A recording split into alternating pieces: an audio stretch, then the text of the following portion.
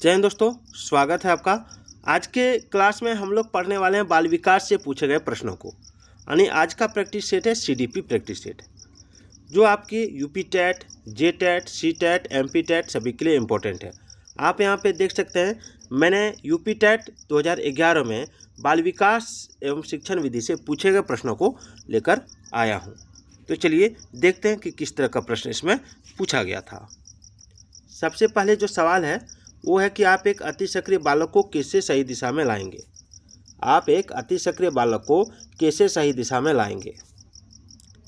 तो देखिए, उसे पहली पंक्ति में बैठाएंगे तथा उस पर कड़ी नज़र रखेंगे, ये नहीं होगा। उसे कक्षा के कोने में बैठने की जगह निर्धारित करेंगे, ये भी नहीं होगा। उसे श्यामपट्ट आदि साफ करने का काम देंगे, ये भी नहीं होगा। उपयुक्त में से कोई नहीं हो जाएगा। ठीक है, उपयुक्त में से कोई नहीं। आइए डिटेल में जानते हैं। ऐसे बच्चों को कक्ष के कार्यों का नेतृत्व प्रदान करना ठीक रहेगा, अतः इसका उत्तर उपयुक्त विकल्प में कोई नहीं सही होगा। चलिए अगला सवाल देखिए कि पृथक पृथक समझाते समूहों के व्यक्तियों के प्रति बच्चों की अभिवृत्ति साधारणतया आधारित होती है। किस पर आधारित होती है? तो उनके अभिभावकों की चित्तवृत्ति पर। ठीक है, चलिए आगे देखिए। आगे है कि आपको अपनी कक्षा में, ठीक है, आपको अपनी कक्षा में 2 मंदबुद्धि बच्चों को बैठाने के लिए बोला गया है। तो आप उन्हें अपने विद्यार्थी के रूप में ग्रहण करने से इनकार करेंगे, या प्रधानाध्यापक को उन्हें किसी और कक्षा जो कि मंदबुद्धि बालकों के लिए विशेष रूप से चिन्हित है में बैठाने के लिए बोलेंगे, या ऐसे विद्यार्थियों को सिखाने की तकनीक सिखाएंगे। यही आंसर होगा, ऑप्शन सी। ऐसे विद्यार्थियों को सिखाने की तकनीक अपना के उन्हें सिखाएंगे। चलिए आगे बढ़ते हैं। एक शिक्षक को साधन संपन्न होना चाहिए, इसका अर्थ क्या है? उनके पास पर्याप्त धन संपदा होनी चाहिए। नहीं, ये तो गलत नहीं है, सॉरी ये गलत है। ठीक है, ये गलत है आपका। शिक्षक के पास धन संपदा होने से शिक्षण कार्य नहीं होता है। ठीक है, आगे देखिए क्या है। उनका अधिकारियों के जो उच्च स्तर से संपर्क होना चाहिए, ये भी नहीं होगा। उनका अपने विद्यार्थियों की समस्याओं को हल करने का पर्याप्त ज्ञान होना चाहिए, यही हो जाएगा, ऑप्शन सी। ठीक है, आगे कि बच्चों में संवेगात्मक समायोजन प्रभावी होता है, तो व्यक्तित्व निर्माण में, कक्षा शिक्षा में, अनुशासन में, यानी उपयुक्त सभी हो जाएगा, ऑप्शन डी। आगे कक्षा में विद्यार्थियों की रुचि बनाए रखने के लिए एक शिक्षक को उचित है, क्या उचित करना है? तो प्रश्न पूछना।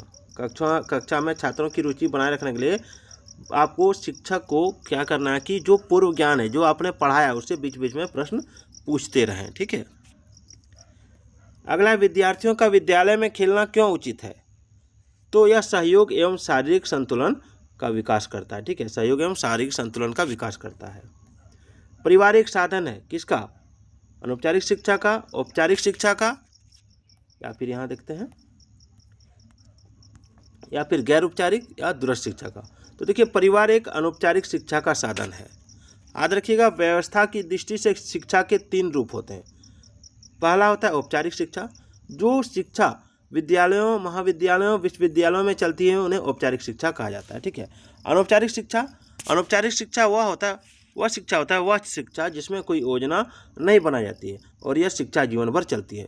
बच्चे की प्रथम शिक्षा अनौपचारिक वातावरण के में घर में ही रहकर पूरी होती है। और तीसरा है निरौपचारिक शिक्षा। यह शिक्षा विद्यालयी सीमा में नहीं बांधी जाती है, जैसे प्रौढ़ शिक्षा, कुली शिक्षा, दूरस्थ शिक्षा, ये इसी के रूप में है। ठीक है, अब चलिए शिक्षण का स्तर कौन कौन है? तो स्मृति स्तर, बोध स्तर और चिंतन स्तर, ये 3 तरह का शिक्षण का स्तर है। ठीक है, अगला सवाल देखिए 9 नंबर है कि एक शिक्षक विद्यार्थियों में सामाजिक मूल्यों को विकसित कर सकता है, कैसे? तो आदर्श रूप से वर्ताव कर। ठीक है, आदर्श रूप से वर्ताव कर सामाजिक मूल्यों का विकास हो सकता है। चलिए अगला सवाल देखिए, एक शिक्षक के लिए सबसे महत्वपूर्ण क्या है? तो देखिए, एक शिक्षक के लिए सबसे महत्वपूर्ण है विद्यार्थियों की कठिनाइयों को दूर करना। ठीक है, चलिए वह स्तर जिसमें बच्चा किसी वस्तु एवं घटना के बारे में तार्किक रूप से सोचना शुरू करता है कहा जाता है, क्या कहा जाता है? तो आइए ऑप्शन देखते हैं। संवेदन प्रनोद अवस्था, औपचारिक क्रियात्मक अवस्था, पूर्व क्रियात्मक अवस्था, या मूर्त क्रियात्मक अवस्था। तो इसका आंसर होगा मूर्त क्रियात्मक अवस्था। ये 7 से 11 वर्ष की उम्र तक होता है और बच्चा किसी वस्तु या घटना के बारे में तार्किक रूप से सोचना प्रारंभ कर देता है। ठीक है, आगे बच्चों के बौद्धिक विकास के 4 सुस्पष्ट स्तरों को पहचाना गया था। कौन कौन? तो देखिए, बच्चों के बौद्धिक विकास के 4 सुस्पष्ट स्तरों को पहचाना गया था आपका पियाजे के द्वारा। कौन कौन बौद्धिक स्तर थे? तो संवेदी पेशीय गतिक अवस्था जो 0 से 2 वर्ष तक होता है। ठीक है, इस अवस्था में शिशु अपने संवेदनाओं व शारीरिक क्रियाओं के माध्यम से सीखता है। वह वस्तुओं को देखकर, सुनकर, स्पर्श करके ज्ञान ग्रहण करता है। ठीक है, और इस अवस्था में शिशु अपने हाथ पैर चलाना और बोलना सीख जाता है। फिर है पूर्व संक्रियात्मक अवस्था जो 2 से 7 वर्ष तक होता है। इस अवस्था में शिशु दूसरों के संपर्क से खिलौने व अनुकरण के माध्यम से सीखता है और शिशु अक्षर लिखना, गिनती करना, रंगों की पहचान आदि सीख लेता है। ठीक है, उसके बाद मूर्त संक्रियात्मक या वैचारिक अवस्था जो है ये 7 से 12 वर्ष तक होता है। इस अवस्था में बच्चे में चिंतन की शुरुआत हो जाती है और उसका चिंतन मूर्त यानी प्रत्यक्ष वस्तुओं तक ही सीमित रहता है। अब है अमूर्त औपचारिक या तार्किक अवस्था, या 12 से 15 वर्ष तक होता है। ठीक है, इस अवस्था में बच्चे मूर्त के साथ साथ अमूर्त चिंतन करने के योग्य हो जाता है, यानी प्रत्यक्ष और अप्रत्यक्ष दोनों। चलिए, अल्पवयस्क बच्चों के अधिगम प्रक्रम में अभिभावकों की भूमिका होनी चाहिए। कैसी भूमिका होनी चाहिए? तो अग्र सक्रिय भूमिका। ठीक है, चलिए, बच्चों के संज्ञानात्मक विकास को सबसे अच्छे तरीके से कहाँ परिभाषित किया जा सकता है? तो विद्यालय एवं कक्षा में। ठीक है, चलिए आगे बढ़ते हैं। सभी परीक्षाओं के जो सिलेबस है आपका CDP का सेम होता है। ठीक है, 15 नंबर है कि डैश को अनुप्रेरित शिक्षण के एक संकेत के रूप में विवेचित किया जाता है। तो देखिए, विद्यार्थियों द्वारा प्रश्न पूछना। ठीक है, चलिए, बचपन के सांप्रतिक दृष्टिकोण की मान्यता क्या है? तो यह मान्यता है बचपन वृद्धि एवं परिवर्तन की एक अनूठी अवधि है। ठीक है, चलिए एक अगला सवाल देखिए, इसको थोड़ा छोटा कर लेते हैं। एक प्रमाणीकृत पठन परीक्षण लेने के लिए 5वीं कक्षा को प्रस्तुत करने में शिक्षक को अधिकाधिक परामर्श दिया जाता है। किसके लिए परामर्श दिया जाता है? तो परीक्षण में आने वाले समान प्रकार के प्रश्नों के उत्तर देने के लिए और छात्रों को अभ्यास कराने के लिए। ठीक है, अगला है कि असंगठित घर से आने वाला बच्चा सबसे अधिक कठिनाई का अनुभव कब करेगा? तो सुनिर्मित पाठों में, स्वतंत्र अध्ययन में, नियोजित निर्देश में या अभ्यास पुस्तिकाओं में? आंसर क्या होगा? तो इसका हो जाएगा स्वतंत्र अध्ययन में। ठीक है, चलिए आप देखते हैं कि छात्र बुद्धिमान है तो आप क्या कीजिएगा? तो वह जिससे अधिक प्रगति कर सके उस तरह उसे अनुप्रेरित करेंगे। ठीक है, चलिए, अधिक कुछ विद्यार्थी कक्षा में अध्ययन की चित्तवृत्ति में नहीं है। ठीक है, तो आप उन्हें क्या कीजिएगा? तो उन्हें उनकी रुचि अथवा आप अपने विषय के अनुसार रुचिपूर्ण चीज़ें बताएंगे। चलिए, श्यामपट्ट को शिक्षण साधन सामग्री के किस समूह में अंतर्भुक्त किया जा सकता है? तो दृश्य साधन में। ठीक है, आप देख सकते हैं शिक्षण सहायक सामग्री जो होता है वो कौन कौन होता है? तो दृश्य सामग्री, श्रव्य सामग्री, दृश्य श्रव्य सामग्री। दृश्य सामग्री में होता है आपका बुलेटिन बोर्ड, चित्र, पुस्तक, श्यामपट्ट, नमूने। ठीक है, और श्रव्य में होता है रेडियो, फोन, टेप रिकॉर्डर। दृश्य श्रव्य में होता है सिनेमा, टीवी, नाटक इत्यादि। ठीक है, चलिए, निम्न में से कौन शिक्षण कुशलता से संबंधित है? श्यामपट्ट पर लिखना, प्रश्नों को हल करना,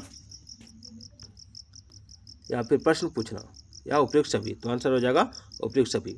श्यामपट्ट पर लिखना, प्रश्न पूछना, प्रश्नों को हल करना आदि शिक्षण कुशलता से संबंधित है। चलिए, कक्षा में जो विद्यार्थी प्रश्न पूछते हैं उन्हें लगातार प्रश्न पूछने के लिए प्रोत्साहित करना चाहिए। ठीक है, शिक्षा की किंडरगार्टन पद्धति का प्रतिपादन किसने किया था? तो ये किया था आपका फ्रोबेल ने। ठीक है, शिक्षा की किंडरगार्टन पद्धति का प्रतिपादन फ्रोबेल ने किया। किंडरगार्टन का अर्थ है बच्चों का बगीचा।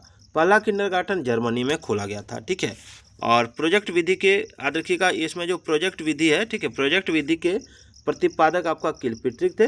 डाल्टन विधि के प्रतिपादक मिस हेलेन पार्क हर्स्ट थे। मोंटेसरी विधि के प्रतिपादक मैडम मारिया मोंटेसरी थे और बेसिक शिक्षा विधि के महात्मा गांधी थे। ठीक है, एक अभिभावक है, आपसे विद्यालय में मिलने के लिए कभी नहीं आता है, तो आप क्या कीजिएगा? तो आप स्वयं उनसे मिलने जाएंगे। ठीक है। निम्न कक्षाओं में शिक्षण की खेल विधि आधारित है। किस पर आधारित है? तो विकास एवं वृद्धि के मनोवैज्ञानिक सिद्धांत पर। चलिए आगे बढ़ते हैं। डिसलेक्सिया संबंधित है किससे? डिसलेक्सिया किससे संबंधित है? एक चीज़ और देख लीजिए, खेल विधि का प्रयोग किया था हेनरी कॉल्डवेल कुक ने। अगला, डिसलेक्सिया किससे संबंधित है? तो डिसलेक्सिया पठन विकार से संबंधित है। ठीक है। जिससे कोई बच्चा डी को बी पढ़ता है, पी को क्यू पढ़ता है, तो वो पठन विकार होता है। ठीक है। देखिए, डिसलेक्सिया पठन विकार से होता है। डिसग्राफिया होना चाहिए, डिसग्राफिया। ठीक है। डिसग्राफिया लेखन से यानी लिखने संबंधी। डिसप्रेक्सिया होता है बोलने, पढ़ने और लिखने से। अफेजिया होता है भाषा संबंधी। और डिसकैलकुलिया होता है गणितीय गणना संबंधी। ठीक है। 28 है कि विशेष रूप से जरूरतमंद बच्चों की शिक्षा का प्रबंध होना चाहिए। कहाँ प्रबंध होना चाहिए? तो दूसरे सामान्य बच्चों के साथ। ठीक है। अधिगम के प्रक्रम में, इसको थोड़ा छोटा करता हूँ। अधिगम के प्रक्रम में अभिप्रेरणा क्या है?